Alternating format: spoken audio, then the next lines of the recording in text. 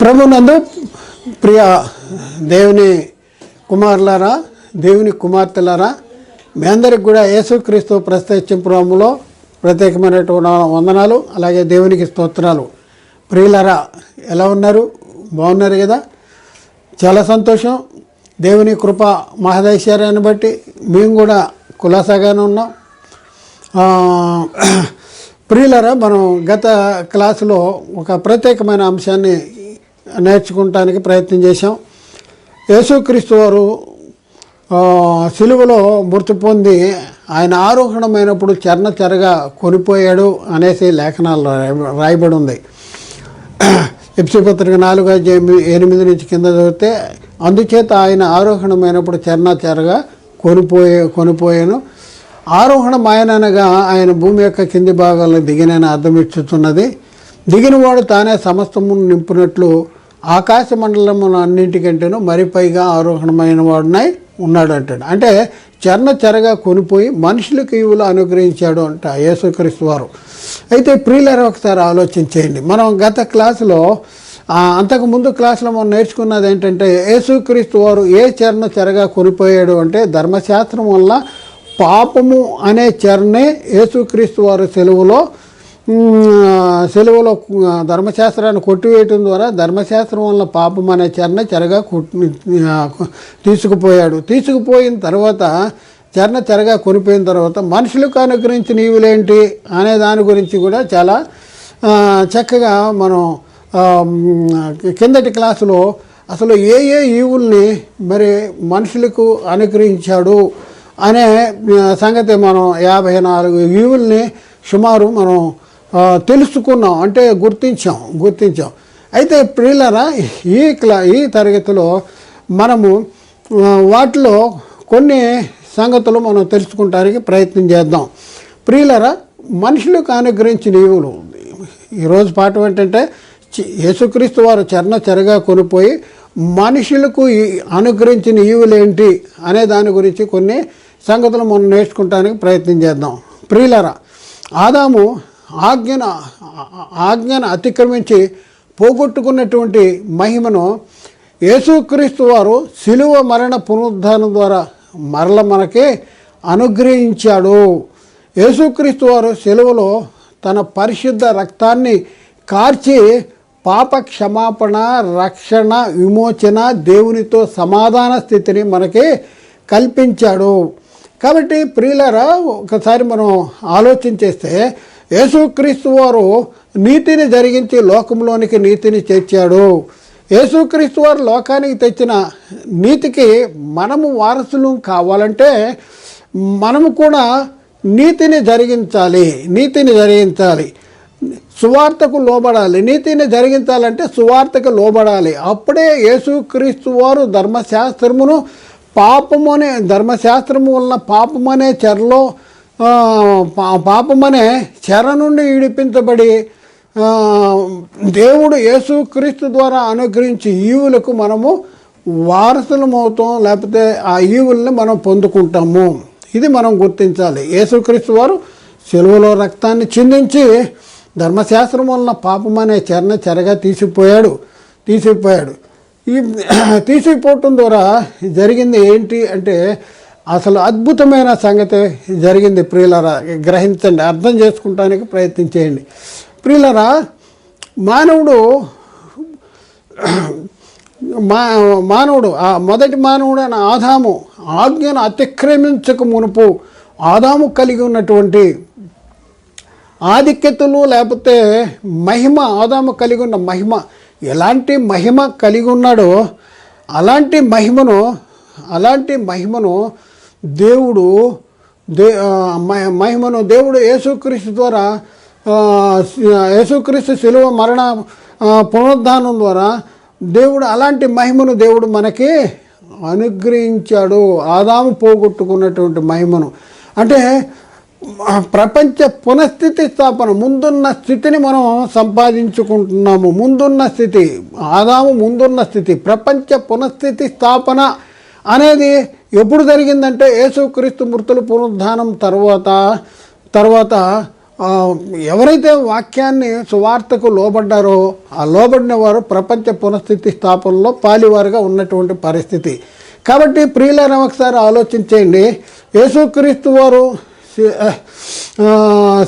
శిలువ మరణ పునరుద్ధానం ద్వారా ధర్మశాస్త్రము వలన పాపం అనే చెరగా కొనిపోయాడు. మానవుడికి దేవునికి మధ్యలో ఉన్నది ఏంటంటే పాపము అనేది మానవుడికి దేవునికి మధ్యలో ఉన్నటువంటి పరిస్థితి. ఎప్పుడైతే ఆ పాపాన్ని తీసివేసేసాడో, పాపాన్ని తీసివేయటం ద్వారా తిరిగి మానవుడు ఆదాము పోగొట్టుకున్న మహిమకు వారసుడిగా అయ్యేటటువంటి పరిస్థితి. ఆదాము పోగొట్టుకున్న మహిమను మనం పొందుకోవాలంటే యేసుక్రీస్తు నీతిని జరిగించి లోకంలోనికి నీతిని తీసుకొచ్చాడు. మనము కూడా ఏం చేయాలంటే నీతిని జరిగించాలి. లోకములోనికి వచ్చిన నీతికి వారసులు అవుతాం. నీతిని జరిగిస్తే నీతికి వారసులు అవుతాం. కాబట్టి ప్రియులారా, ఈరోజు మొదటి క్లాస్ చెరగా కొనిపోయి మనుషులకు అనుగ్రహించిన ఈవులేంటి అనే దాంట్లో ప్రారంభ క్లాసును మనం కొన్ని నిమిషాలు మనం తెలుసుకుంటానికి ప్రయత్నం చేద్దాం. క్లాస్ నెంబర్ 1లో ఒకటి పాప మరణ నియమము నుండి మనలను విడిపించను. మొట్టమొదట యేసుక్రీస్తు జరిగించింది ఏంటంటే శిలువ మరణము ద్వారా ధర్మశాస్త్రాన్ని శిలువలో కొట్టివేసేసాడు. పాప మరణ నియమము అది ధర్మశాస్త్రము ఎందుకు పాప మరణ నియమమైంది? ధర్మశాస్త్రము పాపమనగా ఏంటో తెలియపరిచేది, కానీ పాపాన్ని తీసివేసే బలము ధర్మశాస్త్రానికి లేదు. పైపెచ్చు పాపము అత్యధికమైన పాపము నిమిత్తము అది నాకు మరణకరము ఆయను అంటాడు. కాబట్టి పాప మరణము నియమం, అది పాప మరణ నియమం. ధర్మశాస్త్రము ఏం చెప్తుందంటే పాపాన్ని ఆరోపించుద్ది, పాపాన్ని తీసివేసే బలము ధర్మశాస్త్రానికి లేదు. అందుకనే ధర్మశాస్త్రానికి పాప మరణ నియమము అనేసి కూడా వ్రాయబడి ఉంది. ప్రియులరా, మొదటి పాయింట్ ఏంటంటే పాప మరణ నియమము నుండి నన్ను విడిపించాడు. ఒకవైపు ఇశ్రాయేలీలు ధర్మశాస్త్రం కలిగిన ఇశ్రాయేలీల్ని ధర్మశాస్త్రం కొట్టివేయడం ద్వారా పాప మరణ నియమము నుండి విడిపించాడు. అలాగే ధర్మశాస్త్రం అన్ని జనులు కూడా ఆ పాప మరణ నియమము నుండి విడిపించబడినటువంటి వారంగా ఉన్నాం. ఇంకా మనం చూస్తే మరొక పాయింట్ ఏంటంటే ధర్మశాస్త్ర సంబంధమైన నీతి విధి నెరవేర్చబడవలనని ఆయన శరీరమందు పాపానికి శిక్ష విధించబడింది. యేసుక్రీస్తు వారు ఏం జరిగించాడు అంటే ధర్మశాస్త్ర సంబంధమైన నీతి విధి నెరవేర్చాలని. మనుషులు ధర్మశాస్త్ర సంబంధమైన నీతి విధి నెరవేర్చలేకపోతున్నారు. అందుకనే దేవుడు యేసుక్రీస్తు వారిని లోకాన్ని పంపించాడు. కాబట్టి నెరవేర్చవలనని దేవుడు క్రీస్తు శరీరం మీద మన పాపాలకు శిక్ష విధించాడు. ఇది రెండవ పాయింట్. మూడో పాయింట్ మనం తెలుసుకుంటే, మూడో పాయింట్ ఏంటంటే పాప క్షమాపణ. ఎప్పుడైతే ధర్మశాస్త్రము అంటే పాపాన్ని తీసివేసేసాడో, ఎప్పుడైతే పాపానికి బలమైన ధర్మశాస్త్రాన్ని తీసివేసేస్తాడో ఇమీడియట్ ఏం జరుగుతుందంటే పాప క్షమాపణ. యేసుక్రీస్తు శిలువలో కార్చిన రక్తధారల ద్వారా మనకి ఏం జరుగుతుందంటే పాప క్షమాపణ అనేది జరుగుతుంది. 4వ పాయింట్ ఏంటంటే విమోచన అనుగ్రహించాడు. మనకు విమోచన దేని నుంచి? ధర్మశాస్త్రములో బంధించబడిన వారిని, ధర్మశాస్త్రము వలన పాపము అనే చెరలో బంధించబడిన వారిని విమోచించాడు, విడిపించాడు. ఇదే 4వ పాయింట్. ఈరోజు ఇంచుమించు ఈ 4 పాయింట్లు మనం నేర్చుకోవడానికి ప్రయత్నం చేద్దాం. మొట్టమొదట ప్రియులారా, ఒకసారి ఆలోచించండి. యేసుక్రీస్తు వారు నీతిమంతుడైన యేసుక్రీస్తు వారు నీతిని జరిగించాడు, లోకంలోనికి నీతిని తీసుకొచ్చాడు. అయితే మనం కూడా నీతిని జరిగించితే ఈ ఆధిక్యతలన్నింటికి కూడా మనము కూడా ఆధిక్యతలన్నింటికి కూడా మనం పొందుకోగలము. యేసుక్రీస్తు వారు లోకానికి తెచ్చిన నీతిని మనం కూడా నీతిని యేసుక్రీస్తు వారు లోకానికి తీసుకొచ్చాడు ఒక నీతిని. ఆ నీతిని మనం కూడా అనుసరించాలి, మనం కూడా జరిగించినప్పుడు మనకి ఈ ఈవులన్నింటినీ మనం పొందుకుంటానికి యోగ్యులంగా ఉంటాం. మొట్టమొదట మన యేసుక్రీస్తు వారు సిలువలో మరి ధర్మశాస్త్రాన్ని కొట్టివేయటం ద్వారా మనకు అనుగ్రహించిన ఈవి ఏంటంటే మొట్టమొదట పాప క్షమాపణ గురించి మనం ఆలోచిస్తే ఈ లోకంలో ఉన్న మనుషులు ఏదో ఒకటి జరిగితే పాప క్షమాపణ జరిగిపోతుంది అనేసి ఆలోచించేటటువంటి పరిస్థితి. అయితే ప్రియులారా, ఒక ప్రశ్న వేసుకుందాం. ఈ లోకంలో ఉన్న మనుషులు ఏదో ఒక సంగతి జరిగిస్తే పాప క్షమాపణ జరిగిపోతే యేసుక్రీస్తు వారు ఈ లోకానికి రావాల్సిన అవసరమే ఉండేది కాదు. బైబిలు ఏం చెప్తుందంటే ఈ పాపం యొక్క ప్రభావము ఎంత భయంకరమైనదో బైబిల్ ఏం చెప్తుందంటే కీర్తన గ్రంథంలో 49వ కీర్తన 7-8 వచనాలు మనం చూస్తే, ఎవడును ఏ విధము చేతనైనను తన సహోదరుని విమోచించలేడు.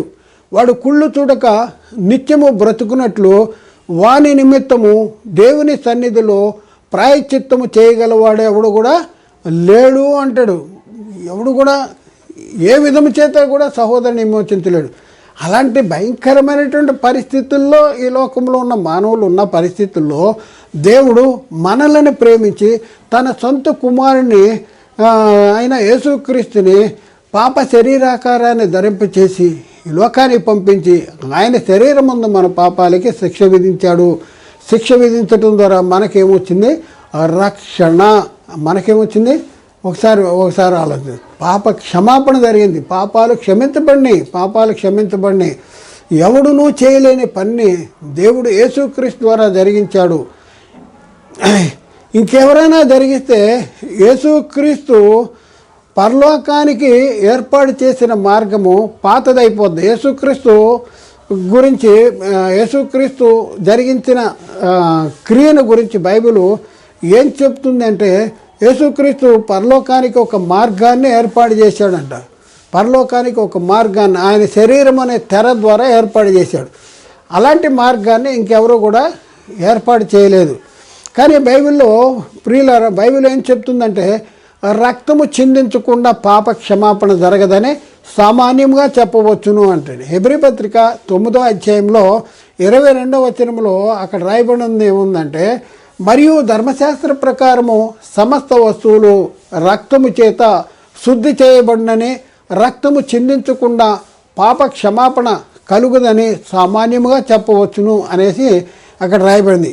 కాబట్టి ప్రియులరా, ధర్మశాస్త్ర ప్రకారము రక్తము చిందించకుండా పాప క్షమాపణ కలగదంట.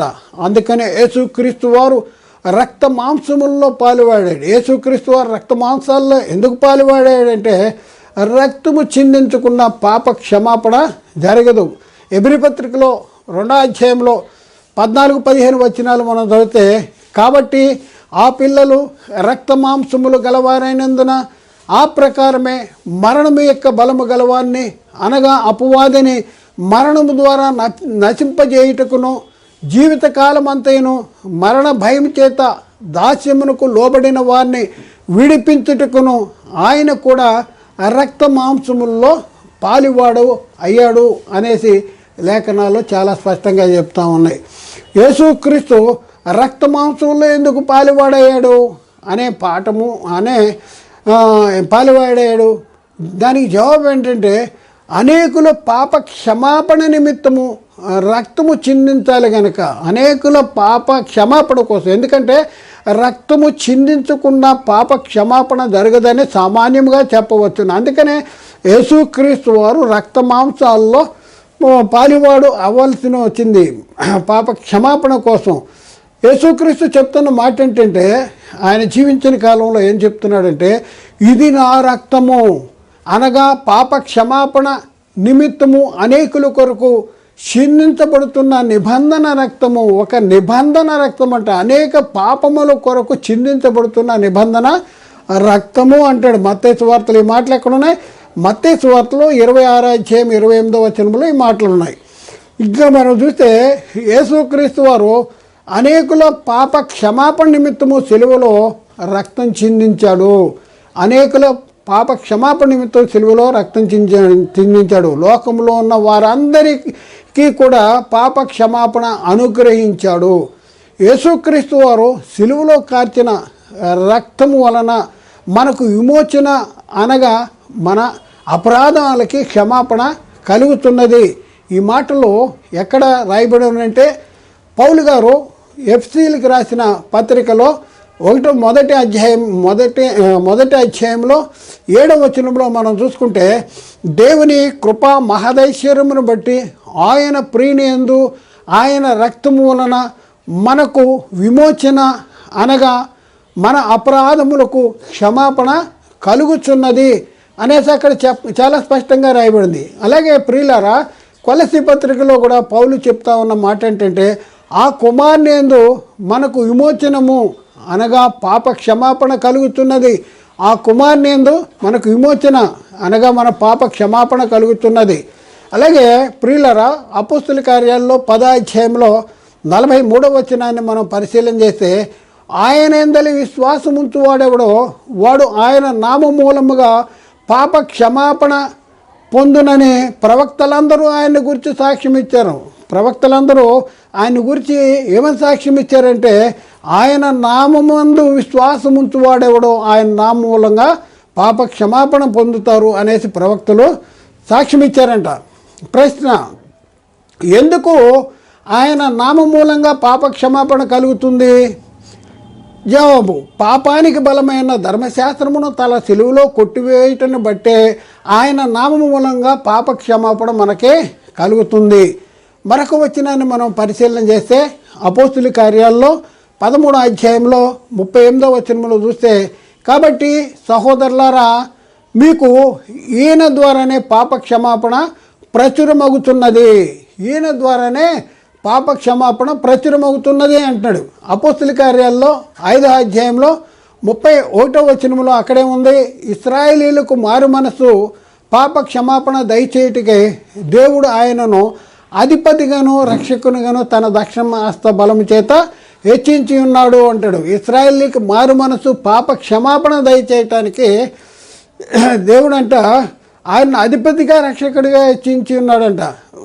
చూడండి ప్రియులారా, ఇశ్రాయేలీలకు ఏమి అవసరమంట అంటే మారు మనసు అవసరం, పాప క్షమాపణ అవసరం. ఇశ్రాయేలీకి అవసరం మారు మనసు, పాప క్షమాపణ. అందుకనే మనం చూస్తే ఇశ్రాయేలీలకు రక్షణ యేసుక్రీస్తు మొదటి రాకడలో జరిగిందా, లేకపోతే భవిష్యత్తులో 2వ రాకడలో యేసుక్రీస్తు వచ్చినప్పుడు వాళ్ళని రక్షిస్తాడా? ప్రశ్న మరొకసారి చాలా జాగ్రత్తగా ఆలోచన చేయాలి. ఇశ్రాయేలీలకు రక్షణ యేసుక్రీస్తు మొదటి రాకడలో జరిగిందా, లేకపోతే భవిష్యత్తులో యేసుక్రీస్తు 2వ రాకడలో వచ్చినప్పుడు ఇశ్రాయేలీల్ని రక్షిస్తాడా? మరి దీనికి సమాధానం చెప్పాలి. యేసుక్రీస్తు మొదటి రాకడలో ఇశ్రాయేలీలకి రక్షణను సిద్ధపరచలేదా? ఒకసారి ఆలోచించుకోవాల్సిన అవసరం ఉంది. ప్రియులారా, మరి నేటి కాలంలో జరుగుతున్నటువంటి అబద్ధ బోధ ఏంటంటే, భవిష్యత్తులో అనగా యేసుక్రీస్తు 2వ రాకడలో వచ్చినప్పుడు ఇశ్రాయేలీల్ని రక్షిస్తాడు. యేసుక్రీస్తు ఇశ్రాయేల్ని 2వ రాకడలో యేసుక్రీస్తు వచ్చినప్పుడే ఇశ్రాయేలీల్ని రక్షిస్తాడు అనేసి చెప్తా ఉన్నారు. అంటే యేసుక్రీస్తు మొదటి రాకడలో ఇశ్రాయేలీలు కఠిన మనసు ఉంది, అందుకనే భవిష్యత్తులో 2వ రాకడలో వాళ్ళకి రక్షణ కలిగజేస్తాడు అని చెప్తా ఉన్నారు. ప్రియులారు, ఒకసారి ఆలోచించేయండి. ఇశ్రాయేలీకి భవిష్యత్తులో రక్షణ లేదు. ఇప్పుడు యేసుక్రీస్తు వచ్చి సిలువలో మృతి పొందింది, సిలువలో రక్తాన్ని కార్చింది, మరణము పొందింది, సమాధి చేయబడింది. దేనికోసము అంటే అందరి కోసము, ఒకరి కోసం కాదు, అందరి కోసము. ఓన్లీ ఇశ్రాయేలీల కోసమే మాత్రమే కాదు. ఇప్పుడున్న పరిస్థితుల్లో యేసుక్రీస్తు ఎప్పుడైతే ధర్మశాస్త్రాన్ని కొట్టివేసేసాడో, ఇశ్రాయేలీల యొక్క ప్రత్యేకత ఏంటంటే ధర్మశాస్త్రము. ఆ ధర్మశాస్త్రాన్ని కొట్టివేసేసాడో ఇశ్రాయేలీలు కూడా ఎవరైపోయారంటే అన్యజనులు అయిపోయారు. ఇశ్రాయేలీలు కూడా ప్రత్యేకత అనేది లేదు. ఎప్పుడైతే యేసుక్రీస్తు సిలువలో ధర్మశాస్త్రాన్ని కొట్టివేసేసాడో ఇశ్రాయేల్ యొక్క ప్రత్యేకత అనేది ఏమీ లేదు. వాళ్ళు కూడా అన్ని జనులు అయిపోయారు. అప్పటికి ఉన్న అన్ని జనులు, ధర్మశాస్త్రము అమల్లో ఉన్న కాలంలో అన్ని జనులు ధర్మశాస్త్రము కొట్టివేయటం ద్వారా అన్ని జనులైన ఇశ్రాయేలీలు వీళ్ళిద్దరూ కూడా ఎక్కడికి రావాలంటే యేసుక్రీస్తు దగ్గరికి రావాలి. యేసుక్రీస్తు దగ్గరికి వస్తేనే వాళ్ళకి క్రీస్తు ద్వారా పాప క్షమాపణ అనేది జరుగుద్ది. క్రీస్తు ద్వారా చూద్దాం ప్రియులారా. గల్తీ పత్రికలో 3వ అధ్యాయంలో 26, 27, 28 వచనాలు మనం చదివితే, గల్తీ పత్రిక 3వ అధ్యాయము 26, 27, 28 వచనాలు చదివితే, యేసుక్రీస్తునందు మీరందరూ విశ్వాసము వలన దేవుని కుమారులై ఉన్నారు. మీరందరూ యేసుక్రీస్తునందు, మీరందరూ అంటే అండర్లైన్ చేసుకోవాలి. మీరందరూ ఎవరు అనేది మనం ఆలోచిద్దాం. అలాగే 27వ వచనంలో క్రీస్తులోనికి బాప్తిజం పొందిన మీరందరూ అంటాడు. క్రీస్తులోనికి బాప్తిజం పొందిన మీరందరూ క్రీస్తును ధరించుకొని ఉన్నారు. క్రీస్తులోనికి బాప్తిజం పొందిన, బాప్తిజం ఎవరిలోనికి పొందాలి? క్రీస్తులోనికి. క్రీస్తులోనికి బాప్తిజం పొందిన వారు ఎవరిని ధరించుకున్నారు? క్రీస్తుని ధరించుకున్నారు. ఎవరు వీళ్ళు? యేసుక్రీస్తునందు విశ్వాసం ఉంచి దేవుని కుమారులైన వాళ్ళు ఎవరు? క్రీస్తులోనికి బాప్తిజం పొంది క్రీస్తుని ధరించుకున్న వాళ్ళు ఎవరు? వీరందరూ అనే 5 వచనాల్లో రాయబడి ఉంది. కానీ అక్కడ స్పష్టంగా లేదు. అయితే ప్రియులరా, వీరందరూ ఎవరు అనేది 28వ వచనంలో చాలా స్పష్టంగా రాయబడి ఉంది. మనం చూద్దాం ప్రియులరా.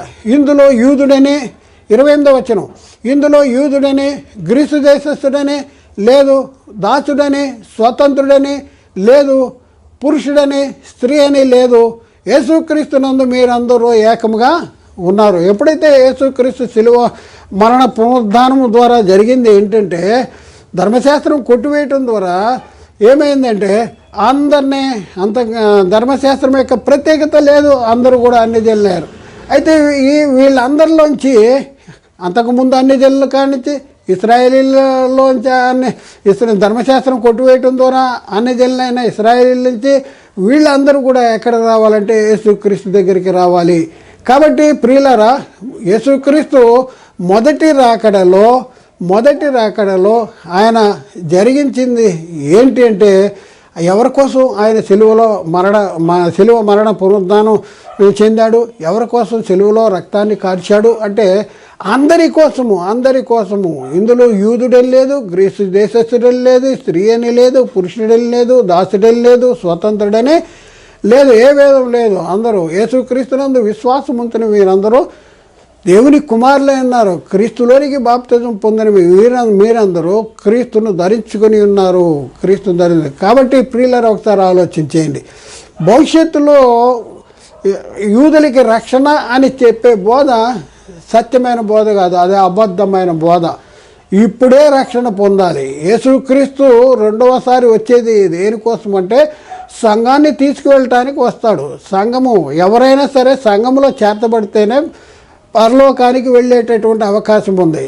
ఇంకా మనం పాప క్షమాపణ గురించి మరొక వచనాన్ని చూద్దాం. యేసుక్రీస్తు వారు సౌలు అనబడిన పౌలుతో చెప్తున్న మాటను మనం ఒకసారి పరిశీలన చేస్తే, అపోస్తుల కార్యాల్లో 26వ అధ్యాయము 18వ వచనంలో మనం చూస్తే, అక్కడ యేసుక్రీస్తు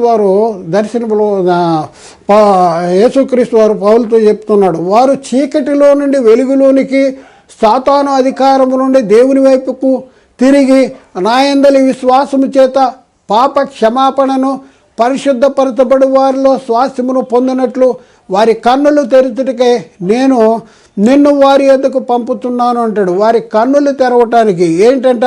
చీకటిలో నుండి వెలుగులోనికి, సాతాను అధికారములో నుండి దేవుని వైపుకు నాయందలి విశ్వాసము చేత పాప క్షమాపణ ఎవరైనా విశ్వాసం ఉంచాలి? యేసుక్రీస్తునందు విశ్వాసం ఉంచాలి. అందుకనే నేను నిన్ను వారి దగ్గరికి పంపిస్తున్నా. వారి కన్నులు తెరవబడాలి. వాళ్ళ కన్నులు వాళ్ళు చూస్తలేదా అంటే చూస్తూ ఉన్నారు, కానీ వాళ్ళకి ఏ నేత్రాలు లేవంటే మనోనేత్రాలు లేవు. వాళ్ళ మనోనేత్రాలు తెరవటానికే నేను వారి దగ్గరికి పంపిస్తున్నాను అనేసి యేసుక్రీస్తు వారు ఇక్కడ పౌలుతో చెప్తున్న మాట మనం చూస్తూ ఉన్నాం. మరొక మాటను మనం పరిశీలన చేస్తే అపోస్తుల కార్యము 2వ అధ్యాయము 38వ వచనంలో అపోస్తులైన పేతురు చెప్తా ఉన్నాడు. వాళ్ళు అయ్యలారా మేమేం చేయాలి, ఆయన బోధ విన్నవాళ్ళు అంటున్నారు మేమేం చేయాలంటే, అప్పుడు పేతురు అంటాడు అపోస్తుల కార్యం 2:38 పేతురు, మీరు మారు మనస్సు పొంది పాప క్షమాపణ నిమిత్తము ప్రతివాడు యేసుక్రీస్తు నామంలో బాప్తిజం పొందిడి, అప్పుడు మీరు పరిశుద్ధాత్మ అనే వరాన్ని పొందుతారు. పాప క్షమాపణ ధర్మశాస్త్రాన్ని కొట్టివేయడం ద్వారా ఏం జరిగింది? పాపానికి బలమైన ధర్మశాస్త్రాన్ని కొట్టివేయడం ద్వారా ఏం జరిగింది? పాపమనే ధర్మశాస్త్రం వల్ల పాపమనే చెరలో విడిపించబడిన వారిని, బంధించబడిన వారిని విడిపించబడటం అనేది జరిగింది. విడిపించబడిన తర్వాత వాళ్ళు క్రీస్తు దగ్గరకు వస్తే వాళ్ళు కలిగి ఉన్న ఆధిక్యతలు ఏంటంటే గొప్ప ఆధిక్యతలు ప్రియులారా. పాప క్షమాపణ అనేది ఈ లోకంలో ఎక్కడ కూడా అంగట్లో దొరకదు, బజార్లో దొరకదు, మార్కెట్లో దొరకదు, మన ఈ స్టోర్స్లో ఎక్కడ కూడా దొరకదు. పాప క్షమాపణ ఓన్లీ క్రీస్తు రక్తంలోనే పాప క్షమాపణ అనేది మనకి కలిగింది. కాబట్టి ప్రియుల అపోస్తుల కార్యాల్లో 2:38 అంటాడు, మీరు మారు మనసు పొంది పాప క్షమాపణ నిమిత్తం యేసుక్రీస్తు నామములో బాప్తిజం తీసుకోవాలి అని చెప్తా ఉన్నాడు. అలాగే అపోస్తులైన పౌలుతో అన్నయ్య చెప్తున్న మాటలు, పౌలుతో అన్నయ్య ఏం చెప్తున్నాడు అంటే అపోస్తుల కార్యాల్లో 22:16 మనం చూస్తే, గనుక తడవు చేయటం ఎందుకు, లేచి ఆయన నామమును బట్టి ప్రార్థన చేసి బాప్తిజం పొంది నీ పాపాలు కడుక్కో అంటాడు. బాప్తిజం పొంది నీ పాపాలు కడుక్కో. పాప క్షమాపణ అనేది ఎప్పుడు జరుగుద్దంటే యేసుక్రీస్తుని నమ్ముకోవాలి. రక్షకుడనే, ప్రభు అనే, దేవుని కుమారుడనే క్రీస్తులో పాప క్షమాపణ, క్రీస్తులో నిత్యజీవము. యేసుక్రీస్తు మృతి పొంది తిరిగి లేచాడు, ఆయన మన పాపాల నిమిత్తం అప్పగించబడ్డాడు, మన నీతిమంతుడిగా తీర్చడానికి తిరిగి లేచాడని యేసుక్రీస్తునందు విశ్వాసం ఉంచి నమ్మి ఏం చేయాలి? బాప్తిజం పొందాలి. అప్పుడు రక్షణ జరుగుద్ది, పాప క్షమాపణ అనేది జరుగుద్ది. కాబట్టి తడవు చేయటేందుకు లేచి ఆయన నామమును బట్టి ప్రార్థన చేసి బాప్తిజం పొంది నీ పాపాలు కడుక్కో అనేసి అన్నయ్య పౌలుతో చెప్తున్న మాట మనం చూస్తూ ఉన్నాం. ప్రియులారా, మరొక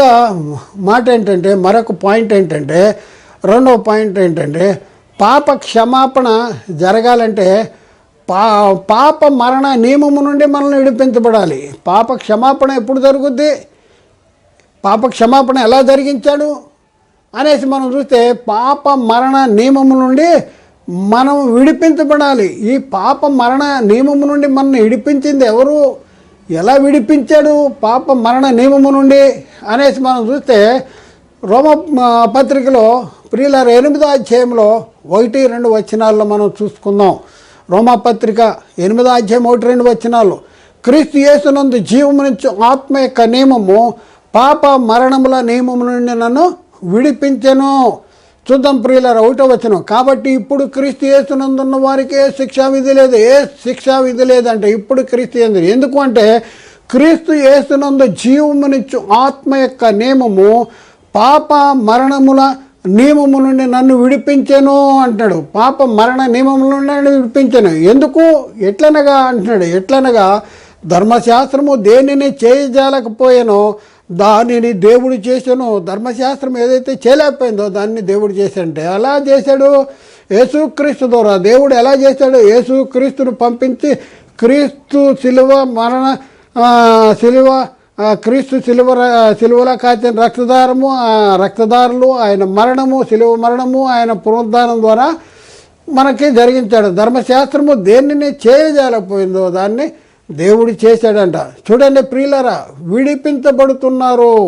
దేని నుండి విడిపించబడుతున్నారు అంటే పాప మరణ నియమము నుండి నన్ను విడిపించెను అనేసి అక్కడ రాయబడింది. పాప మరణ నియమము నుండి నన్ను విడిపించెను. పాప మరణము నియమము నుండి విడిపించితే ఏం జరుగుతుంది అంటే ఇప్పుడు క్రీస్తు యేసునందున్న వారికి ఏ శిక్షా విధి కూడా లేదు అనేసి లేఖనాల్లో చెప్తుంది. కాబట్టి పాప క్షమాపణ జరగాలంటే ఏం జరగాలంటే పాప మరణ నియమం అనేది కొట్టివేయబడాలి. మనం దాని నుండి విడిపించబడాలి. గలతీ పత్రిక 4వ అధ్యాయంలో 4-5 వచనాల్లో అక్కడ రాయబడిన మాటను మనం పరిశీలన చేస్తే, అయితే కాలము పరిపూర్ణమైనప్పుడు దేవుడు తన కుమారుని పంపెను, ఆయన స్త్రీ యందు పుట్టి మనము దత్తపుత్రులము కావాలని ధర్మశాస్త్రమునకు లోబడి ఉన్న వారిని విమోచించుటకే ఆయన ధర్మశాస్త్రానికి లోబడ్డాడు. చూడండి, యేసుక్రీస్తు వారు ఎందుకు ధర్మశాస్త్రానికి లోబడవలసినటువంటి అవసరం ఉందంటే, ధర్మశాస్త్రానికి లోబడి ఉన్న వారిని విమోచించడానికి ఆయన ధర్మశాస్త్రానికి లోబడ్డాడు. ప్రశ్న, యేసుక్రీస్తు వారు ధర్మశాస్త్రమునకు ఎందుకు లోబడ్డాడు అంటే జవాబు, ధర్మశాస్త్రమునకు లోబడి ఉన్న వారిని విమోచించడానికి ఆయన ధర్మశాస్త్రానికి లోబడ్డాడు. అంటే పాప మరణ నియమము నుండి మనల్ని విడిపించాడు. యేసుక్రీస్తు వారు ఏం చేశాడు? పాప మరణ నియమము నుండి మనం విడిపించాడు.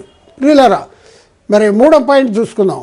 3వ పాయింట్, ధర్మశాస్త్ర సంబంధమైన నీతి విధి నెరవేర్చబడడం వల్లనే ఆయన తన శరీరమందు మన పాపాలకి శిక్ష విధించాడు. ఆయన శరీరం ముందు మన పాపాలకి శిక్ష విధించబడింది. ధర్మశాస్త్ర సంబంధమైన నీతి విధి నెరవేర్చాలని మనం నెరవేర్చలేము.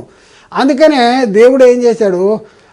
మన ధర్మశాస్త్ర సంబంధమైన నీతి విధి నెరవేర్చడానికి ఆయన శరీరం ముందు మన పాపాలకి శిక్ష విధించాడు. చూద్దాం ప్రియుల, రోమపత్రికలో 8వ అధ్యాయంలో 3-4 వచనాలు చూద్దాం. రోమపత్రిక 8వ అధ్యాయము 3-4 వచనాలు చూద్దాం. శరీరమును అనుసరింపక ఆత్మను అనుసరించి నడుచుకుని మన యందు ధర్మశాస్త్ర సంబంధమైన నీతి విధి నెరవేర్చబడవలనని పాప పరిహారము నిమిత్తము దేవుడు తన సొంత కుమారుని పాప శరీరాకారముతో పంపి ఆయన శరీరమందు మన పాపాలకి శిక్ష విధించాడు. చూడండి, ఏంటి చూడు, మనము పొందవలసిన శిక్షను ఆయన శరీరం ముందు దేవుడు విధించాడంట. ఎందుకు అంటే ధర్మశాస్త్ర సంబంధమైన నీతి విధి నెరవేర్చాలి. అందుకని ఆయన శరీరం ముందు మన పాపాలకి శిక్ష విధించాడు. ఇంకా ప్రియులరా, మరి ఒకసారి మనం పరిశీలన చేస్తే నీతి ధర్మశాస్త్రం వల్ల అయితే ఆ పక్షమందు క్రీస్తు చనిపోయింది నిష్ప్రయోజనమే. ప్రియులరా, ఆ దినాలలో చాలామంది మరి క్రీస్తు దగ్గరికి వచ్చిన యూదులు కానీ ఇంకా చాలామంది యూదులు కానీ వీళ్ళు అంటున్నది ఏంటంటే, మేము ధర్మశాస్త్రం వల్ల నీతిమంతులుగా కూడా తీర్చబడతాం, ధర్మశాస్త్రం వల్ల కూడా నీతిమంతులుగా తీర్చబడే పరిస్థితి ఉంది అనేసి భ్రమించేటటువంటి పరిస్థితి ఉంది. అందుకనే పౌలు అలాంటి వారితో చెప్తున్న మాట ఏంటంటే, గలతీ పత్రిక 2వ అధ్యాయంలో 21వ వచనములు చూస్తే, నేను దేవుని కృపను నిరర్ధకము చేయను, నీతి ధర్మశాస్త్రము వలనైతే ఆ పక్షమున క్రీస్తు చనిపోయినది నిష్ప్రయోజనమే అంటాడు. మరొక మాటను చూద్దాం. గలతీ పత్రిక 5వ అధ్యాయంలో 4వ వచనం చూస్తే ఒక వార్నింగ్ ఇస్తున్నాడు. ప్రియులారా, ఒక వార్నింగ్ ఇస్తున్నాడు. ఏంట వార్నింగు అంటే, చాలామంది ఇప్పటికి కూడా క్రైస్తవులుగా అని పిలువబడుతున్నటువంటి అనేక మంది కూడా ఇంకా ధర్మశాస్త్రము అమల్లో ఉంది. ధర్మశాస్త్రము యూదులకి 2 ధర్మశాస్త్రాలు ఇచ్చాడు, ఒక ధర్మశాస్త్రం కొట్టేశాడు, మరొక ధర్మశాస్త్రం ఉంది అని చెప్పేవాళ్ళు ఉంటే, ధర్మశాస్త్రంలో సగం కొట్టేశాడు, సగం ఇంకా అమల్లో ఉందని మరికొంతమంది చెప్పేటటువంటి పరిస్థితి ఉంది. కానీ ప్రియులరా, ఒకసారి లేఖనం ఏం చెప్తుంది అనేసి మనం అలాంటి వాళ్ళతో లేఖనం చెప్పే మాట ఏంటంటే, గలతీ పత్రిక 5వ అధ్యాయంలో 4వ వచనంలో మనం చదువుకుంటే ప్రియులరా, అక్కడ ఏమనుందంటే, మీలో ధర్మశాస్త్రం వలన నీతిమంతులని తీర్చబడు వారెవరో వారు క్రీస్తు నుండి బొత్తిగా వేరు చేయబడి ఉన్నారు, కృపలో నుండి తొలగిపోయి ఉన్నారు. మీలో ఎవరైనా కూడా ధర్మశాస్త్రం వల్ల నీతిమంతులుగా తీర్చబడాలంటే వాళ్ళు పరిస్థితి ఏంటంటే, క్రీస్తు నుండి బొత్తిగా వేరే చేయబడి ఉన్నారు. క్రీస్తు సంఘానికి శిరస్సు అయితే క్రీస్తు నుండి వేరు చేయబడితే మొండెము అనేది శవముగా ఉంటుంది. దానికి ప్రయోజనం ఏముందో ఒకసారి. అలాగే కృప నుండి తొలగిపోతారు. కృప మనం రక్షణ పొందేది కృప ద్వారానే మీరు రక్షణ పొందుతున్నారు. మీరు ఇది మీ వలన కలిగింది కాదు, అది క్రియల వల్ల కలిగేది కాదు. కృప, దేవుని కృప ప్రత్యక్షత యేసుక్రీస్తు. కాబట్టి ధర్మశాస్త్రం వల్ల నీతిమంతులుగా తీర్చబడేటటువంటి పరిస్థితి ఏం లేదు. మనం ఎక్కడికి రావాలి అంటే, మన పాప క్షమాపణ జరగాలి అంటే మరి ధర్మశాస్త్ర సంబంధమైన నీతి విధి మన జీవితాల్లో నెరవేర్చబడాలి అంటే యేసుక్రీస్తు దగ్గరికి రావాలి. ఇప్పుడు క్రీస్తు యేసునందున్న వారికి ఏ శిక్షా విధి కూడా లేదు. రోమాపత్రిక 8వ అధ్యాయం 1వ వచనమును 8వ అధ్యాయం. కాబట్టి ఇప్పుడు క్రీస్తు యేసునందున్న వారికి ఏ శిక్షా విధి కూడా లేదు. కాబట్టి ప్రియులారా ఒకసారి ఆలోచించేయండి. మరి ఇప్పుడున్న పరిస్థితుల్లో పాప క్షమాపణ జరగాలన్నా సరే, మరి ధర్మశాస్త్ర సంబంధమైన నీతి విధి మన జీవితాల్లో నెరవేర్చబడాలంటే మనం ఎవరి దగ్గరికి రావాలి? యేసుక్రీస్తు దగ్గరికి రావాలి. కాబట్టి ప్రియులరా చాలా జాగ్రత్తగా మనం ఆలోచించుకోవాల్సిన అవసరం ఉంది. పాప మరణ నియమము నుండి మనం విడిపించబడ్డాం. ధర్మశాస్త్ర సంబంధమైన క్రియల సంబంధమైన నీతి విధి మన కోసము అంటే నెరవేర్చబడవలన యేసుక్రీస్తు ఆయన శరీరం ముందు పాపాలకి శిక్ష విధించబడ్డాడు, మనల్ని నీతిమంతుడిగా తీర్చాడు. అలాగే పాప క్షమాపణను అనుగ్రహించినట్టు పరిస్థితి మనం చూస్తూ ఉన్నాం. మరొక చూద్దాం ప్రియులారా. ఇంకా మనం చూసుకుంటే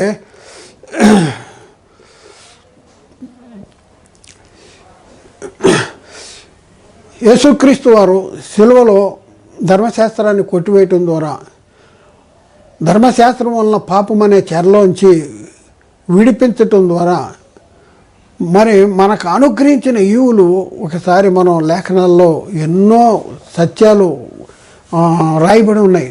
అయితే మనం గ్రహించగలుగుతున్నామా, మనం తెలుసుకోగలుగుతున్నామా, మనం చూడగలుగుతున్నామా, అవన్నీ కూడా మనం అర్థం చేసుకోగలుగుతున్నామా, ఇవన్నీ కూడా పరిశీలన చేయాలి. కాబట్టి ప్రియులారా రాబో తరగతుల్లో ఇంకా అద్భుతమైనటువంటి సంగతులు, ఇప్పుడు కొన్ని సంగతులు మాత్రం మనం తెలుసుకున్నాం. ఇప్పటికి 54 సంగతులు మీకు మొదటి క్లాసులో టూకీగా మనం చెప్పాం. అయితే ఆ 54 క్లాసులు మనం తెలుసుకుంటానికి ప్రయత్నం చేద్దాం. ప్రారంభ క్లాసులో మనం కొంతవరకు నేర్చుకున్నాం, భవిష్యత్తులో ఇంకా పూర్తిగా నేర్చుకుంటానికి ప్రయత్నం చేద్దాం. కాబట్టి ఆలోచించేయండి, అర్థం చేసుకోండి, సత్యాన్ని గ్రహించడానికి ప్రయత్నం చేయండి. దేవుడు మాట్లాడిన ప్రతి మాట ప్రతి ఒక్క హృదయంలో నీరు గట్టి ఫలింపు చేయనుగాక. ఆమెన్. అందరికీ వందనాలు, దేవునికి స్తోత్రాలు.